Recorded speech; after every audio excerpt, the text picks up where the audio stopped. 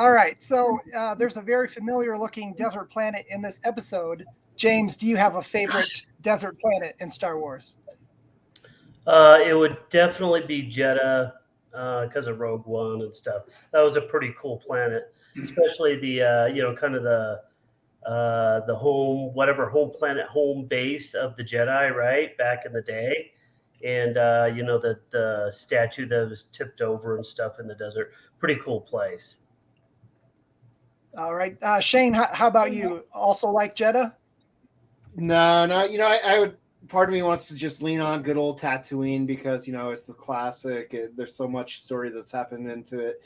But honestly, I really like. Was it in episode 7? Jakku. I just Jakku. Yeah, I just seeing all the.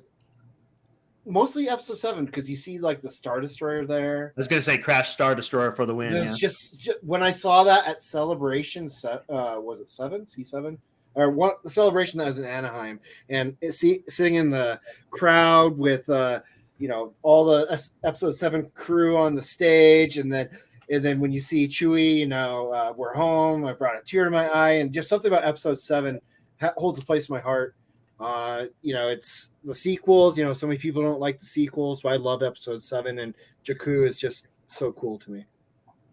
All right. Corey, welcome to the show for the first time.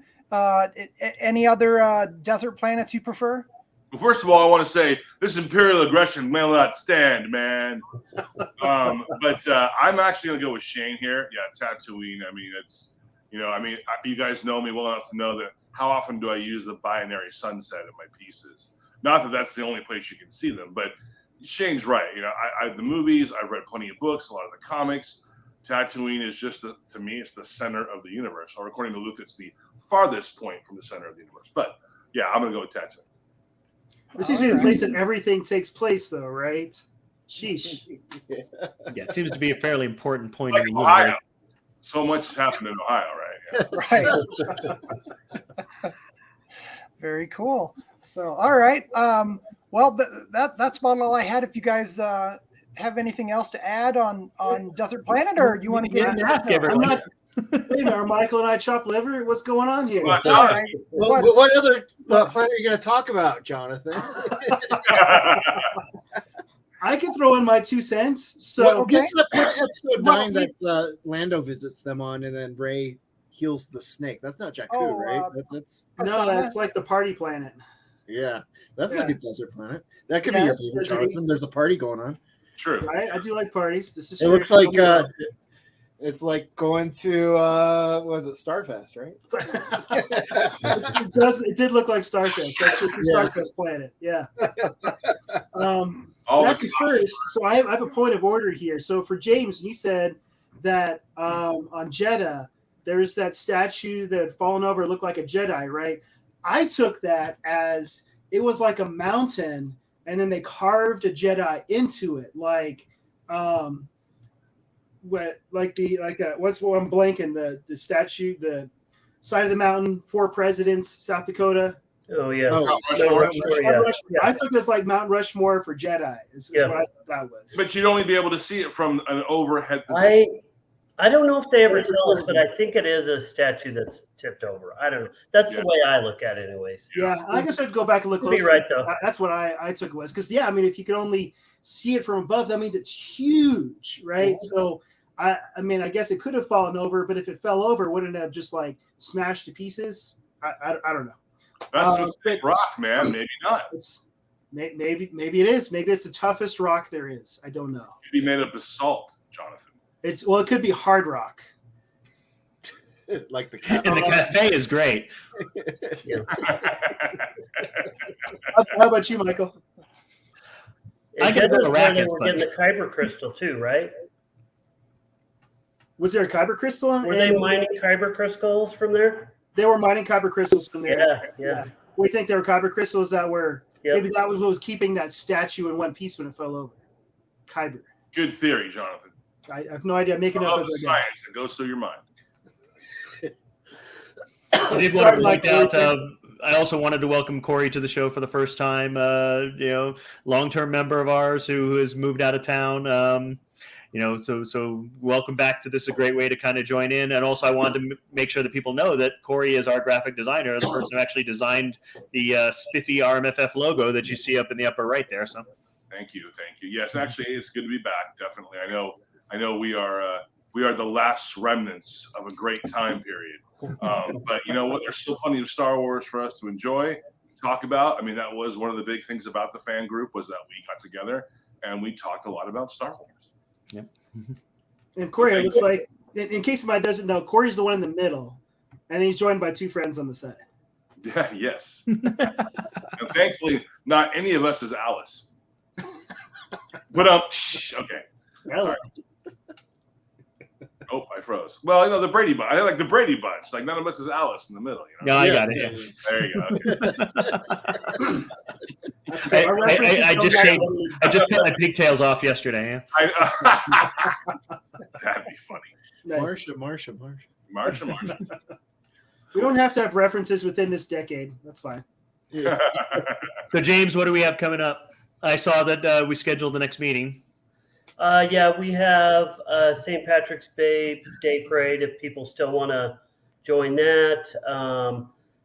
We have a monthly get-together scheduled for March 18th at Bar Louie in Northfield. I just put that event tab up this evening, so check that out. And just a reminder, Rocky Mountain Fan Force, when we get together, it's kind of a chill, low-key, kind of come as you want, and we get together and talk about Star Wars, what's going on, Star Wars news, Star Wars content, new Star Wars, what everybody's kind of consuming and what they're interested in. And speaking of which, I mean, we've got Mandalorian season 3 starting. Tomorrow. People may watch this whenever, but we've got that's starting on March 1st. It's actually, we didn't note it last week, but we should have that. ABC is actually running the first season of Mandalorian right now. I believe it's the first couple episodes. Yeah, I think they're doing at least the first 3 or 4 episodes. It played Friday night on ABC. Well, ABC is owned by Disney, so why not, right? Yep. Now that one member of ours who's like, I'm not going to subscribe to Disney Plus, he can finally watch The Mandalorian. Seriously? Yeah. I wish they would release it on DVD or Blu-ray. I think that'd be really cool. I was the only reason I have the Disney Plus to begin with was because Michelle got it for me so I could watch The Mandalorian because I was sniveling that I couldn't watch The Mandalorian because I didn't have any kind of, all I had was Netflix in my apartment in Aurora. So she got me Disney Plus just so I could watch that. So. Nice. Now you are one of us. I am. Yeah, it's pretty convenient to just be able to pull up everything Star Wars from your phone within seconds. Just I want to, what was that line? And to just pull it up instantly. It's true. Well, in that version, right? I mean, this is like a total rabbit hole we could go down.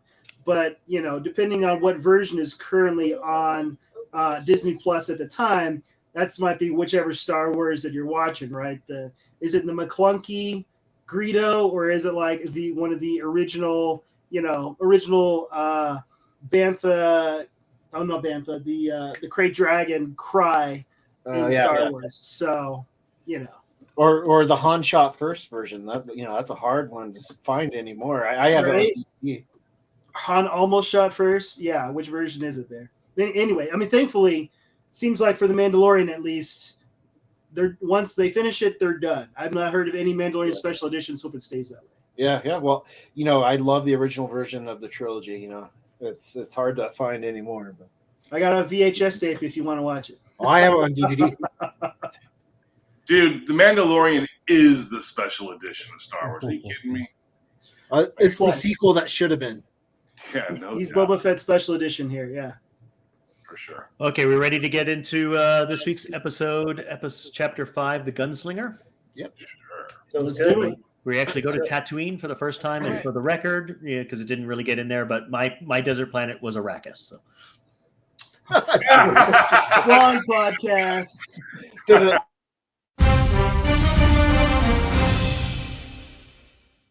So we don't get to see. Do we get to see ships in space? Oh, okay, yeah. This is the recap. Okay, good.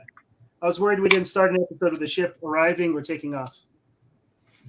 Yeah, we're not at the start yet. We're still coming. just on recap. Yeah, the recap is pretty similar to the previous episode. Really, the only takeaway here is there's still bounty hunters on their trail. That they don't remind you of the small love story from the previous episode. Which That is front good. line is done. And it should have stayed that way. Well, you didn't like her? I think it's just cheese. Maybe there's not enough cheese in Star Wars. Oh no, not at all. Did you not watch the Book of Boba Fett? Give me a second here. Well, are the Technical recaps usually problem. like from the previous episode? I mean, shouldn't a recap conceptually, should it be every episode up until that point, or should it just be what happened immediately previously? I mean, what happens if you watch the MCU? I mean, you can't rewatch everything. You just sort of gotta hope that you saw it first. That'd be one hell of a recap. Here's all four Yeah, phases of the MCU. Yeah, I think it's the story points that bring There's you your up to ship. speed, so you're ready to watch this one. Ships in space. Yeah, so it's not arriving at a planet. It's him getting fired on. Cool. And yeah, I like the little targeting computer. It looked very much like the X-Wing targeting computer. Yeah. What is the ship that the bounty hunter's flying? Is it just Razor Crest. I've never seen that make before. The Mandalorian Yeah, or the other guy? oh, it's cool, a we know mix. the Razor It's a Crest. mix of A-wings, V-wings.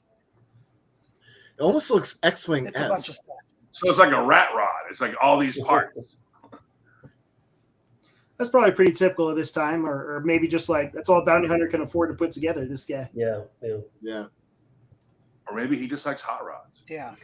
So he uses Mando's line about "I can bring you in I warm, know, right, or I can right, bring you in right. cold." That's harsh, man. Was that line? Was it in like a? Is it in The like guild a guild book? training video or something? Yeah. Or- I wonder if they have a manual, yeah. employee's handbook that they have Right. to follow. Company slogan. Yeah. So my question And- is, he's in. Yeah. Sorry. Just that one scene, right? He's in space going. He puts on the brakes. Do you really think you could do that in space? That seems a No. little- Well, if you have back thrusters, I suppose, but not really brakes. is it? Reverse thruster. Reverse Space thrusters. breaks. Yeah. So he's in Sci-fi trouble. physics. We've definitely got to go with sci-fi physics there. He's He's in lucky. some serious trouble, man. Look at that. He's stranded in space. He's lucky that Ship's ship's busted. He's lucky that ship's even still in one whole piece. 8 times he got hit. Right? Well, not even that. The Oxygen. Jawas putting it together again. You know. Like Jawas, they can do anything like Yeah, I'm sure they did a good job.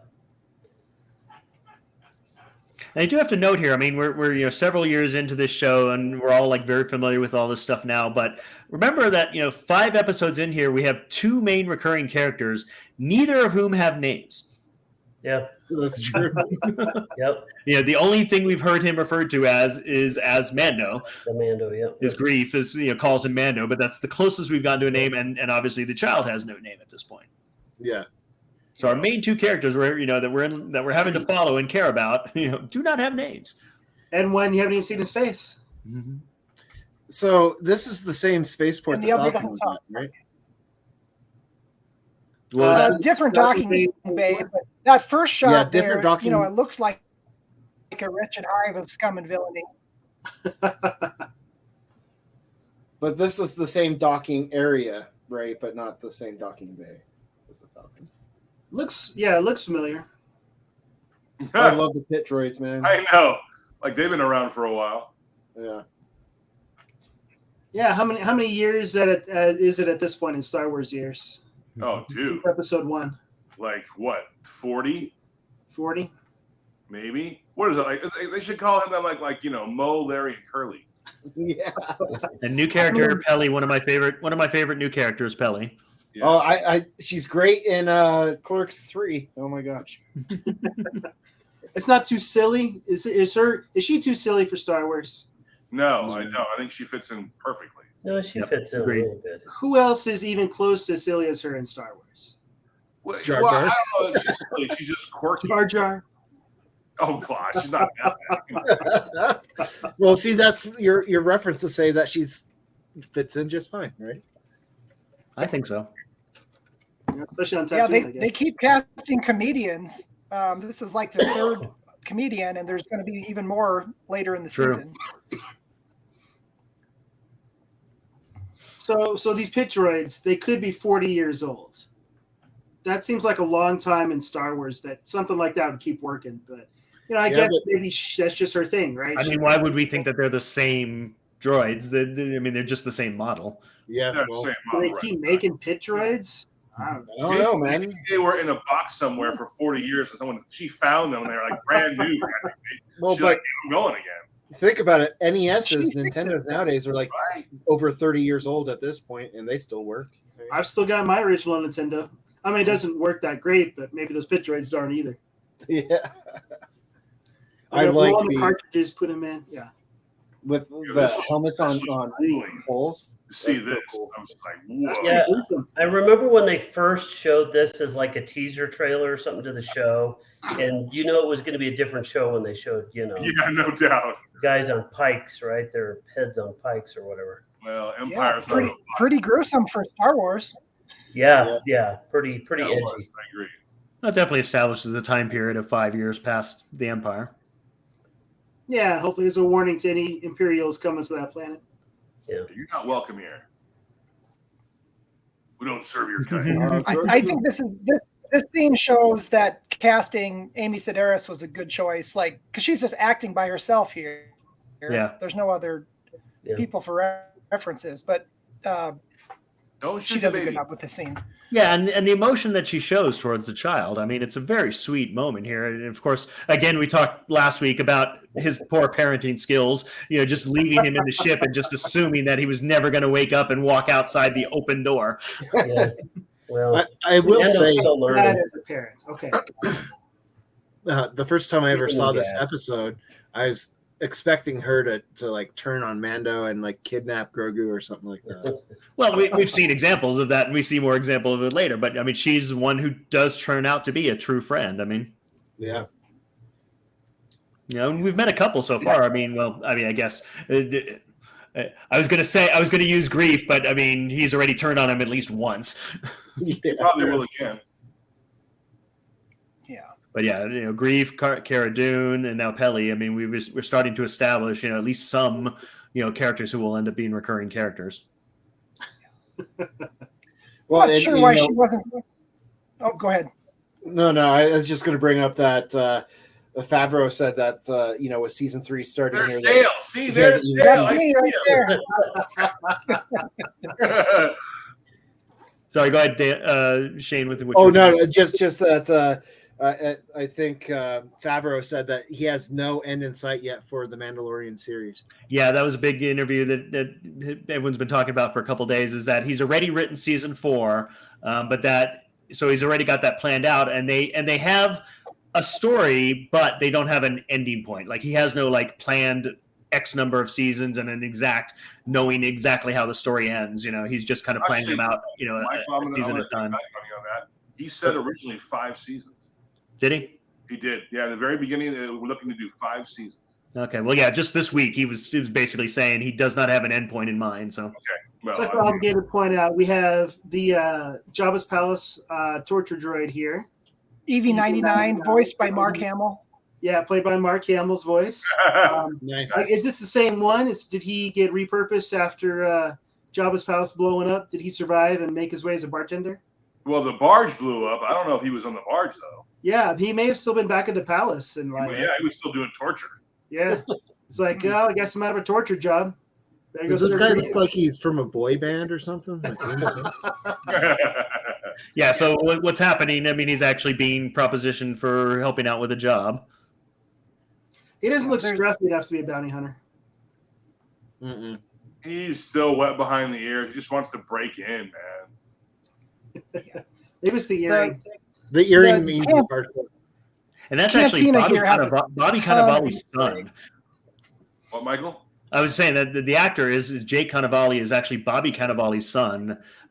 If you saw Bobby Cannavale, you'd see him like you've seen him in everything. I don't know the name, but Yeah, if you look him up, you'd recognize him from like a dozen different TV shows and movies. he's the stepdad in the Ant-Man movies, like Yep, that would be Cassie's one. stepdad.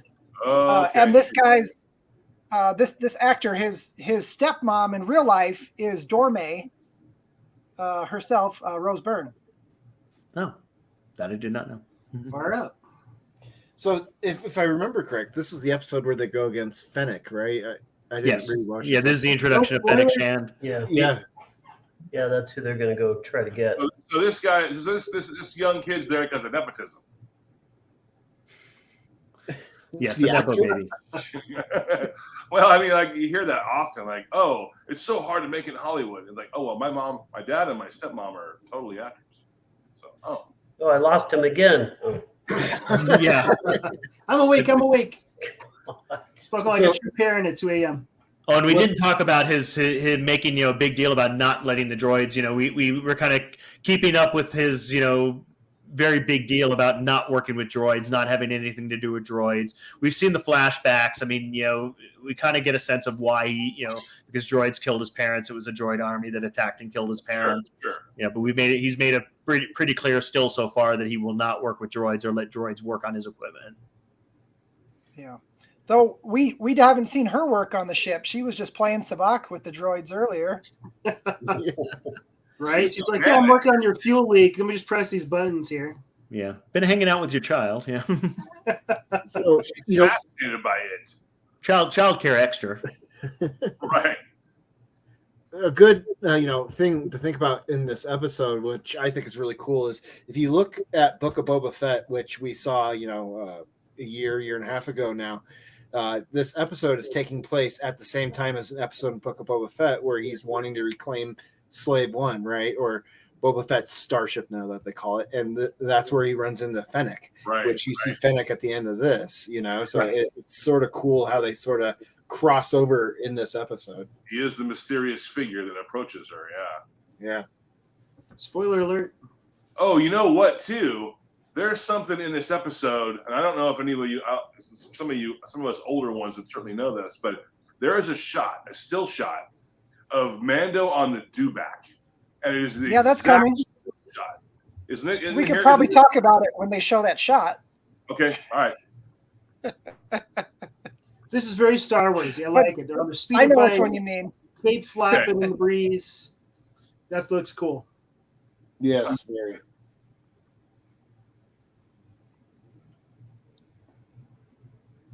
How fast do you think those things go? The speed of As plot. fast as the plot needs them to go. Yeah, Yes, the plot. they go at the speed of plot. Oh, this is great. This is the.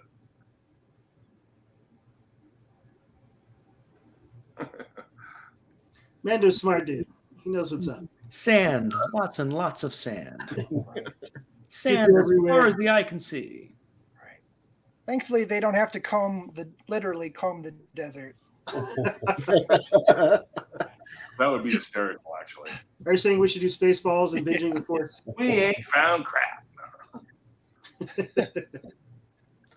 See, it would have been cool if this would have been the Tuscans in the black robes, before we knew. Well, but I think timeline-wise, isn't this is now past when they all got killed? That's true. They already would have been dead at this point. Yeah, because I mean, we're already like at the very end point of his flashbacks. I mean, his flashbacks basically take us to the end of this episode. Yeah, you're right. See, Mando's smart. He's a good dude. He's honest I call them the native Tatooiners instead of Tusken Raiders. Yeah. Do they use any of these hand signals in Book of Boba Fett? They do, I believe. Well, these exact ones, I don't know about the exact. I don't know the exact ones, but similar. Well, but using a sign language. Yeah, they are. Yeah, you're right. He looks like Rick Springfield in this portion of the show. That's an old reference there. That's a way old reference. No one under the age of 40 has ever heard of Rick Springfield. I, in fact, have seen him in concert. But I hear you. Mando's a good guy. He barters. yeah, yep. And He's a fair person. Yeah. so he can, honestly, safely, respectfully cross their lands. Well, and Mando certainly seems to have this code of honor about him. He's not just a bounty hunter. Absolutely. You know, he does what he has to do, but he has a code of honor about him that I really love, that you don't see as we've seen in so many bounty hunter stories and parts of the movies and things like that. So Yeah, it's good character development. Yeah, It's a trap. yeah. Let the kid go check it out. Yeah, really. Come on, man. Well, who's wearing Beskar? But I mean, I honestly don't think he trusts this kid from the get-go. Good point. I don't think he trusts anyone from the get-go. No, he doesn't. But I think he knows this kid's just, someone he can utilize. Yeah, I mean, it's not like he's taking them on as like a mentee and he's a Not at mentor. all. Not at all. He's just a partner he's using now, but is disposable. Because he needs money at the moment, so this is his best chance of getting paid while on this planet. Right. He needs it to fix the ship. Yeah. Another bounty hunter. What are the odds? It does seem like this part of space is pretty much filled with them. No doubt. They're just coming out of the woodwork. It's like you're either a bartender, you work on ships, or you're a bounty hunter. These are the three career paths. When you went to the outer rim of the galaxy high school, those were pretty much the three career paths. You could have the software engineers working from home because of space COVID. Right. She's a good shot. Yeah. She tagged him twice. Yeah, he's like, wait, I'm not wearing Beskar.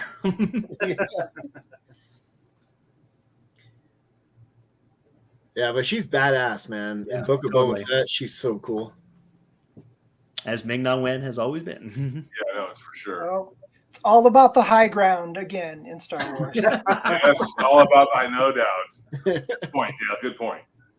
Speaking of sci-fi physics, yes, high ground is very important in the Star Wars world. Well, I like how they definitely are spreading her around. I just happened to catch some of the Bad Batch that she's in as well. Oh, nice. I didn't realize she was in Bad Batch. Oh, whoops, sorry, Shane. I didn't. Well, no, I haven't been watching. I'm not big on Star Wars animation. Anything that's come out, it's not a spoiler, Corey. It's been released. Yeah, well, I know, but I'm behind on Bad Batch, so I didn't know. I thought, everybody's seen the Bad Batch. I think I stopped after the first 2 or 3 episodes. I will catch up sometime before the nursing home. I love it. Before the nursing home. That's a good one, Michael. The old folks home. This kid is just such a little punk. He just thinks he knows everything. You want to be. Right? If he stood back and watched the Mando, he might learn something. Get on your bike. It's the boy band influence. He's the illegitimate son of Dash Rendar. Oh man, I wish they would put Dash Rendar in here or something. Wouldn't that be amazing? No doubt. Oh my That's gosh, awesome. that'd be so cool. Or Black Sun, that would be really cool. I'd love to see Shizor, but he's Oh dead. yeah. Well, yeah, they did mention Black Sun and Rogue One, right? No, not Rogue One, Solo. I can't remember. I thought it was reference to the other one, Darth Maul's group. It's something different. Well, I thought maybe Black Sun was a huge organization, not just Shizor's race. Yeah, that's true. Eliminated her advantage there. She was definitely a sharpshooter, but he just took away her advantage.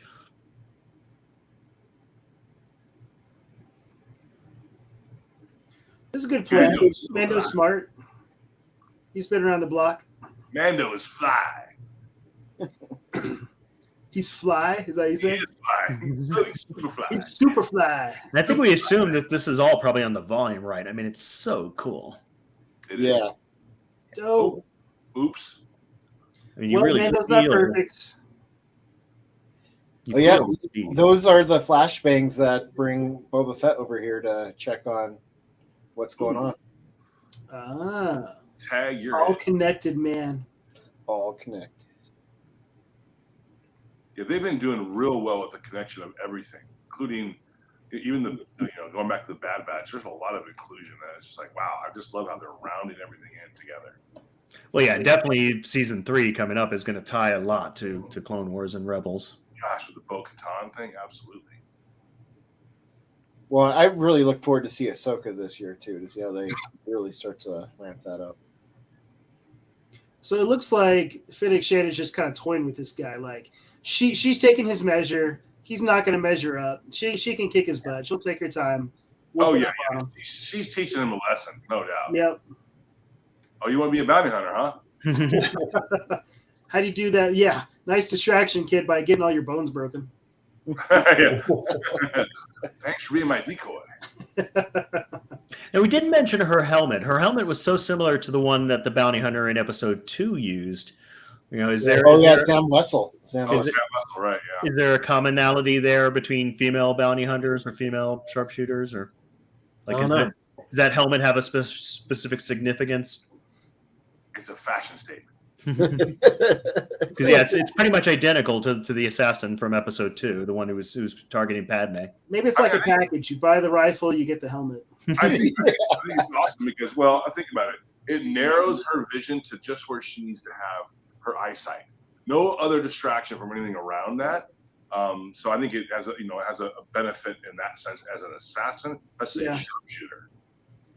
Yeah, Zori Bliss, her helmet in episode 9 is like that as well, with just a very, you can see her eyes, but that's it. That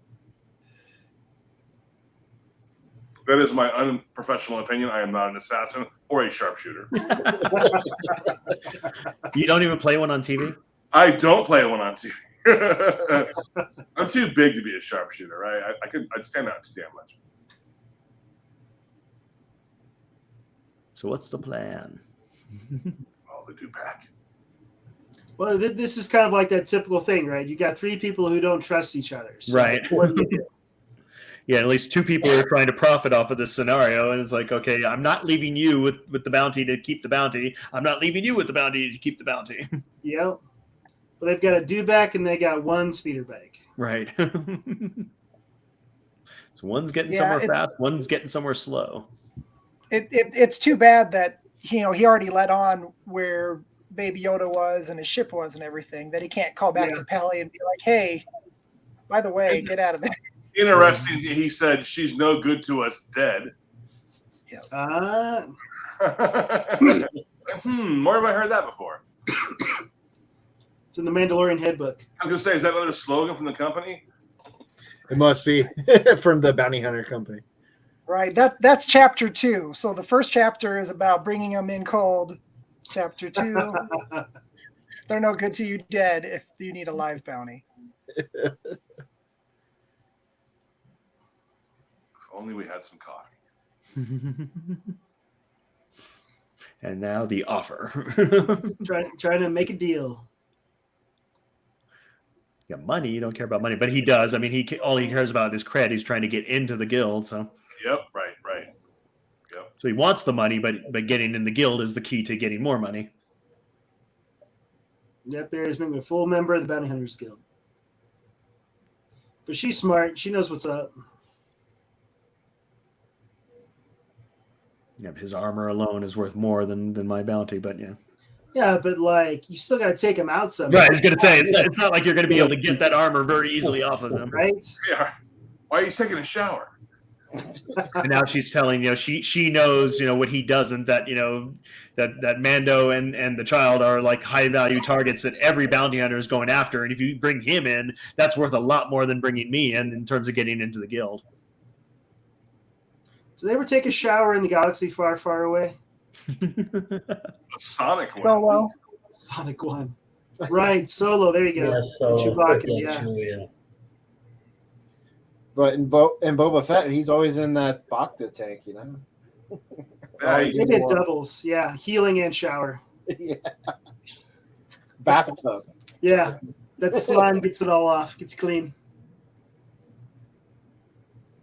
Some say it's a child. She's got him. She's reeling him in. This guy's so stupid. He is. Good deal. I mean, she is right. I mean, Mando and the child is a much higher value target. Truly. Yeah. She speaks the truth, but you're betraying who you've hired, right? That's a risk. Well, not even that, right? This lady is already handcuffed and in your possession, right? And you're going to try to go after Mando and get your butt kicked. Well, and she also just kicked your butt on the cliff. Right? Yeah. Maybe stay away from her. Bounty in the hand. A bird in Too the hand close. is worth two in the bush. Oh, yeah. Oh, snap. Oh. Harsh, Ooh. man. Man, he's gonna urge some Cad Bane cred for that. At least he knows if he took the shackles off of her, he's dead. Oh yeah, the manacles. Forget it, man. He'd been done. Who wouldn't want to be a legend? Yeah. Thanks for that. That's a pretty harsh shot that close Oh yeah. in the abdomen like that, in that fleshy part of it. Yeah, it's not set on stun. Oh man. I was not stunned. It might take some mechanical replacement to make her work again. From some weird cyberpunk. Yeah, bug. How do you do it? Yeah, another Cantina callback There it is. This is a trading card. The original Star Wars trading card series of the Sand Trooper on the Dewback. It's the exact shot. It's a complete upshot. Yeah, I still want to show the Mandalorian or the Boba Fett segment from the holiday special.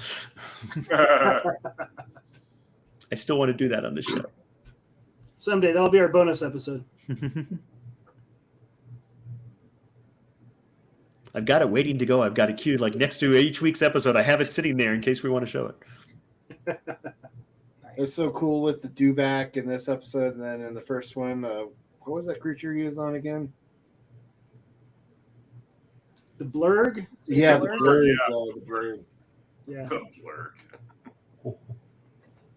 Poor Mando, man. He's just an innocent man trying to make his way in the universe. I wish keep betraying him. he's seen right now through that helmet because he can see it all. Well, we know now that he's like, it's not straight vision, that he's actually like, he's looking at a screen all the time. Yeah. Yeah. But it must have all the infrared and everything else that he can see. Yep. I will tell you from personal experience, without special, technology, it's really hard to see out of. Sure. Kind of like wearing a Tuscan helmet. That's true. Yeah, you're the one of us who has actually looked through a Mandalorian helmet.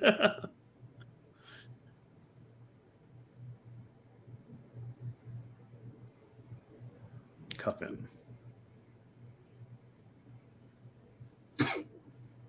See, still, even he calls him Mando. And he's not going to give up the child. Like, as a parent, I totally get he's feeling these kind of semi-parental feelings. He's not going to take a risk on the child getting hurt here, No. Well, I think we're also over a time period here watching Mando's parental instincts grow and evolve. Yeah, we're definitely seeing character growth. Yeah, and he feels the emotion, but he doesn't have all the, the parenting skills yet, but it's close enough. Oh, well, I mean, he did take a chance on the child getting hurt there, but you do what you got to do. I'm sure he's a crack shot.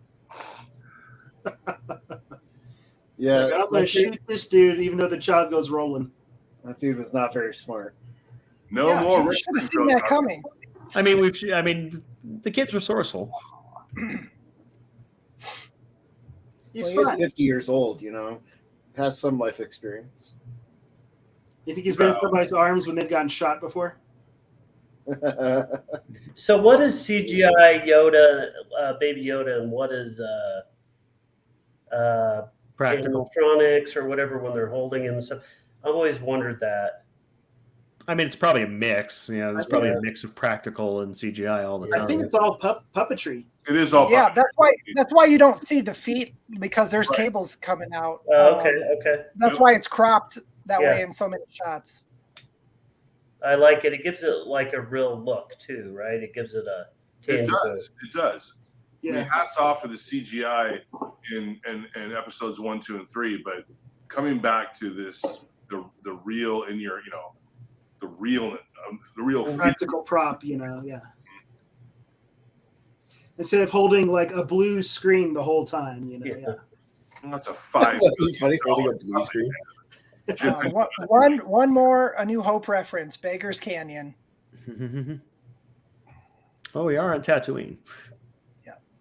That has to be one of the most expensive puppets ever made. Oh yeah. Oh yeah. Totally worth it. Oh, agreed. Huh, look, I fell for it, right? Here he is. Yeah. Come on. Is he not a puppet, Corey? You don't have your hand up his. Hey, this is a family show, Jonathan. That's not that. Here's our moment. Here's setting up an entire whole nother series. I never would have guessed. Because we didn't know at this point. Who could that be? No, we Yay. didn't. Most people were pretty sure of who that was. I always thought it was Cad Bane at first, actually. Oh, really? Yeah, I Well, did too. it's got the sound effect of the spurs, but even when they refer to it like later on, the costume doesn't match up. That's kind of a continuity Right. thing there because he doesn't get his armor back until after Fennec is already with him. Right. At this point, did we know that we were going to have a book of Boba Fett? No, No. No, I didn't think No. we did. no, that definitely had not been announced at that point. Mm-hmm. No, that wasn't announced until after season 2.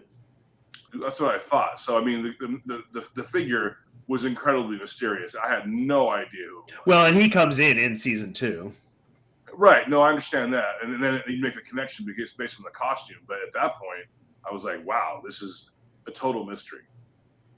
I think it's something that fans wanted, right? Like you get a show called The Mandalorian, and it's set in this time frame, and you're like, dude, are we bringing back Boba Fett? Like he's supposed to be dead, but there's always the expanded universe stories about Yeah. Boba Fett escaping the Sarlacc pit. Yeah. But you're like, well, will they do that here in this show? I don't know. There it is. Yeah, Dale. Sweet. There it is. Yeah. Nice. I I know I've got that card somewhere. I would love to know if that's exactly why they did that shot that way. I don't know that, but I would. Dave Filoni, man, he was probably thinking of that card. I could Right. see it. Dude, Yeah, Very Filoni wrote and directed this episode, so I'm betting that's intentional. You know what? I want them to do a reference of the C-3PO card in there that looks like he has a big old. Well, it was a family show. I know. Come on, bring it in, bring it in. No, I mean that's so cool. Dude, when I had those cards, I carried them around like treasure. Everywhere I went, those cards went. Well, what do we think about this episode panel? Was this a good one, or is it spinning the wheels? Was it too much setup, or was it good on its own? I think it was an okay episode, honestly, but I have more enjoyment with it now based on Book of Boba Fett. Dude, I freaking love this one because of one, it was back on Tatooine, and also that the Fennec dynamic with another bounty hunter, and she was so badass. Yeah. But and the introduction of what's her name, Michael Kelly. Thank you. So standalone episode. I suppose in some way they kind of all are standalone well, but they certainly make up a great group when you watch them all together. So, I think it's a hindsight thing. I think like if you don't know that those two characters are coming back and you just look at this episode by itself and just take it on its own merits, it is really just very episodic. I mean, it's not that different from last week. It is just him arriving somewhere, having a problem to solve, solving the problem, and moving on with the child again. So it does feel kind of transitory, but in hindsight, when you look at the series as a whole, the introduction of those characters becomes so significant, and particularly in terms of the return of Boba Fett later on, and how important Fennec Shand becomes to that, and how cool those two characters are. It makes this episode much better in hindsight. But if you had to just take it on its own merit, it's not the greatest episode. Yeah. well, no, I'm not saying it's the greatest episode. I'm just saying I really enjoy it because Yeah. this is the first time we see Fennec, right? Yeah. Yeah. So I mean, if you that was exciting to have a new introduction of another bounty hunter. I mean, we all love bounty hunters. if you take the concept of a story of an episode standing on its own, last week was better when he was in that village, right? As Sure. compared to this one standing on its own, it doesn't quite stand on its own as much because there's so much going on that is set up for characters coming back. Because last week you don't Last week, really other than Cara well, Dune, the it's characters totally coming back. standalone. Cara, yeah, but not as much for the others. Yeah, I agree with a lot of your commentary from last week's episode. Yeah, Listen, last week's All the krill stuff that was killing me. You're not into a blue shrimp? No, I thought it was great that you guys kept going there.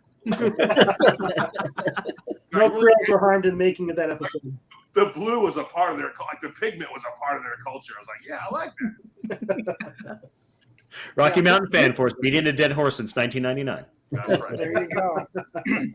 Yeah, this episode didn't really advance the bigger story. Like you said, last week's chapter had a much better beginning, middle, end to it. We're not any further along in the big story, but man, the eye candy by visiting Tatooine, going into the Chalmun's Cantina with the EV-99. We got to see Frog Lady there.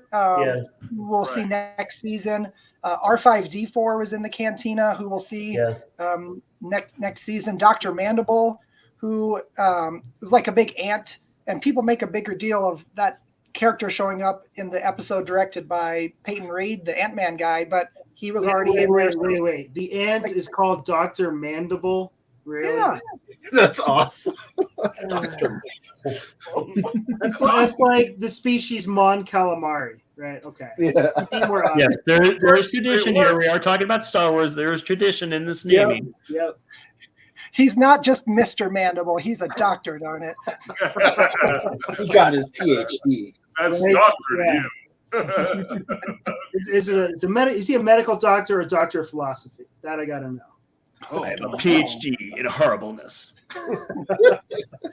Wow. James, any closing thoughts on this one? I like the episode. Other than we went back to Tatooine again, but it kind of felt nostalgic to me because a lot of the sets and stuff were just very spot on. It looked very much like Tatooine, right, during the original Star Wars movie and stuff. I like how they set up and kind of the mystery, right, for who the mystery person was at the end. I thought that was really good. Star Wars is good about definitely two things: nostalgia, cliffhangers, setting up the next story for sure. And we got both of those in this one. Yeah, and we had to wait quite some time to finally put all those dots together. Well, I actually, real quick, I just think that having a story like this is sort of, where you guys were saying, oh, this hasn't advanced the story. I think it's important to have stories or just moments like this that aren't advancing the stories in every episode, so that we, get a chance to just enjoy the galaxy. And also, we do get some arc on his character. We talked about how we learned more about his code of conduct. How honorable he is within his own, what he's doing for a living and what he does, with his life. He has his very specific moral code, and also we see more growth of him as a failed parent and learning. You have to make your main character still interesting. He has the armor, he has the killer job. And so those things are already in play, but to get to know who he is on behind that helmet, I totally love that John and Dave both have really fleshed this guy out. I know at this point we don't have that much, but now we certainly do. So yeah, just kind of the people who start to become in the Mando's orbit, right? People who he thinks he won't see again, but he's made these connections, and so you can come back and call on her again or whoever else that he may leave alive after he meets them. So he's the kind of parent who's going to go to a job interview in the bar and leave the kid in the car. So that's not the Hopefully the windows are down. right. But anyway, any other closing remarks on this one? Nope. 2 thumbs up. Thought this one was great. So I'm excited to see what happens next. Yep. Yeah, this guy, he likes it. He definitely likes it for sure. Mr. Cranston there. Yes, that's right. Yep. So where are we going next? So we'll be back next Tuesday with Mandalorian Chapter 6, The Prisoner. Oh, is that the one when we meet Bill Burr and all those?